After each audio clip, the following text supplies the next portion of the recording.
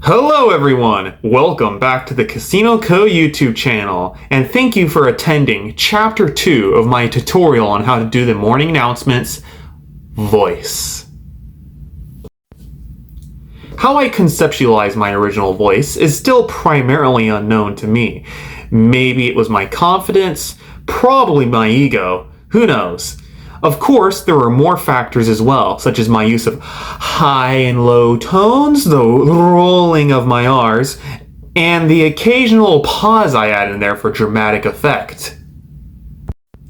However, not everyone may have the same built-in confidence that I have, or the natural ability to control their tone. So, if that's the case, you need to fake it till you make it, and the best way to do that is by adopting a persona. Playing make-believe is fun, and impersonating someone always makes a crowd laugh. However, you're not doing it to mock someone this time, you're doing it to improve your own voice. Here, think of someone, your role model or just someone you look up to, and adapt their strongest characteristic into your voice. Imagine you are them. What would they do in this situation? If you can't think of anyone, here, I'll supply you with a few personas. The first persona, the strong leader. The strong leader cares about his people, and it shows through his voice. He sounds strong and has to sound confident, not because that's actually how he feels, no, far from it. He has to come off this way so that his people can have faith in him, so that they can have trust in him.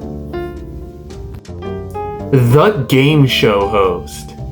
The game show host has done this song and dance so many times that it's like second nature to him. All he needs to do is use his proud voice to convey exactly what the show requires. Our last persona, the jester. The jester loves to entertain, to make those around him laugh, and to bring smiles to those who have none. However, one wrong joke, one wrong use of sarcasm, and the king will have his head. These are just a few personas. You can come up with more on your own. Fluctuating your tone is crucial as well. Things that require emphasis, emphasize. Things that do not require emphasis, do not. That simple. Also, be sure to pronounce each letter. No one wants to hear you slur your words together. Also, feel free to put your arms into it. Acting out what you say will add extra emphasis to your words, at times, depending who you are. You might remember that during my summary of how to do the morning announcements, I clarified the act of pausing. Pausing is important, it can add emphasis, and it can give the listener's ears a break. A good example I gave earlier was with how your English teachers require you to do double spacing when you're writing a 5-paragraph essay. Nobody wants to see a block of words just there for everyone to see. They want to see spacing in between it because it makes it more digestible. It makes it easier to read. Same thing goes for when you're talking to someone. Nobody wants to hear you talk like this because they begin to lose attention after a while. They would rather hear you talk fluently, pronouncing each word carefully with the occasional pause when you're talking. It's easier to digest.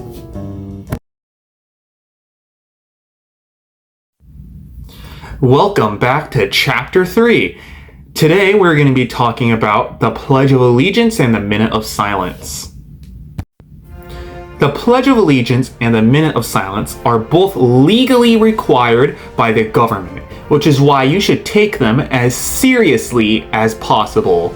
You should have the pledge memorized if you're doing the announcements, and if you do not, I will have you fired.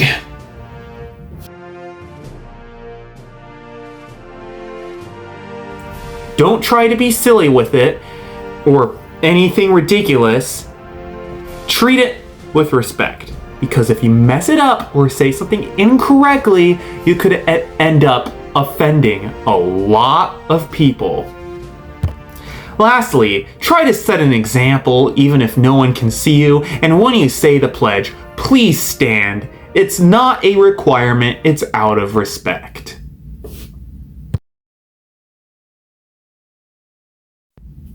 Hello everyone, welcome back to Chapter 4. You represent the school, not yourself. Freedom of speech is a valuable part of this country. However, as the school's announcer, you do not have this freedom over the speakers. When I switched to Verado and started announcing on Friday, my announcement style had to undergo a lot of changes.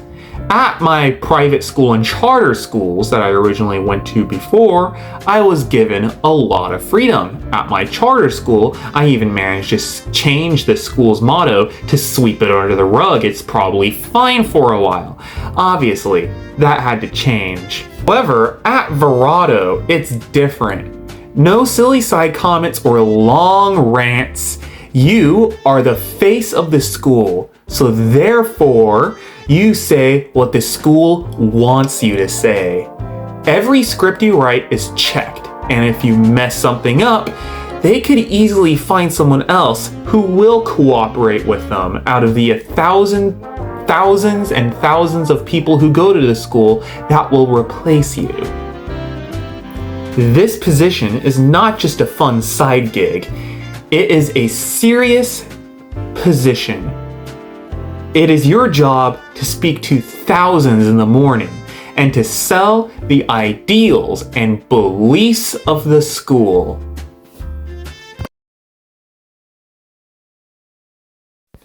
Hello everyone, welcome back, and today is Chapter 5, Script Writing. Having a competent script is important for doing the morning announcements. If you don't know what you're going to say, it would be a mess. Back in my 8th grade year, I used to wing presentations like nobody's business. But during my sophomore year, I was required to give a presentation for my English class, and I absolutely botched it. This showed me that I was out of practice and that I needed scripts again. Sure, after doing the morning announcements for a while, it's all kind of like a formula. You'll eventually get it down. You'll probably be able to wing it then. However, I'd still recommend using a script, no matter how good you get at it. Also, the school requires you to have a script so that they can check what you're going to say, so you know the deal. Every school has a different way in which they want the announcements formatted. However, my only recommendation is that you add airtime in between each section, space in between each section so that you can give the audience some airtime. Also, to keep yourself organized and to stop yourself from getting confused.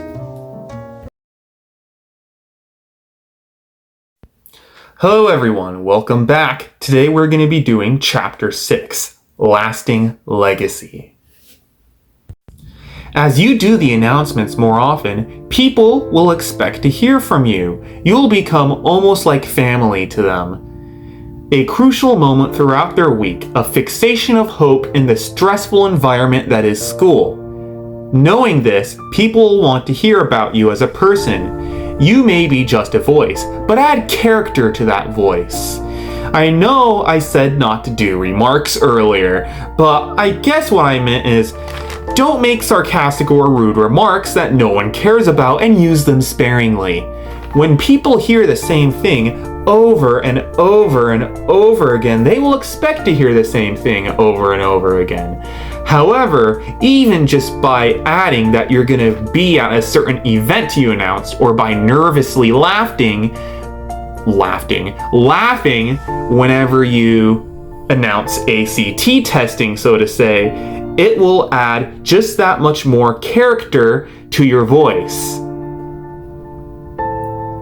Your voice will be a lasting memory in the school's walls forever, so try to make that memory a good memory.